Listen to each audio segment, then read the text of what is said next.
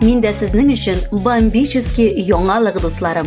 Бүген сезнең ярдәмегез аркылы Шәпский татар каналында төгәл 2000 язылучы подписчиклар җыелган.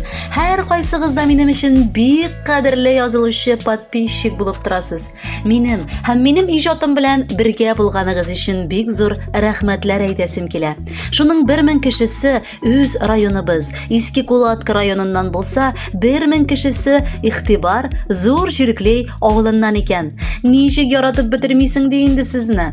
Алда каналны тулаем үзгәрешләр көтә. Яңа идеялар яңа елдан башланып китер дип өметләнәм. Хәзер бу юнәлештә эш алып барам.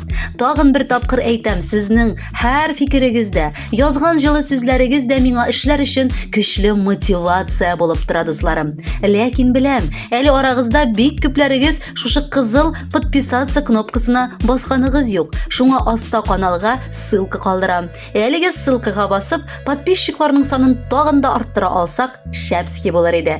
Аста исә эшебез буенча үз фикерегезне дә калдыра аласыз. Яңадан бик зур рәхмәт һәммәгезгә дә.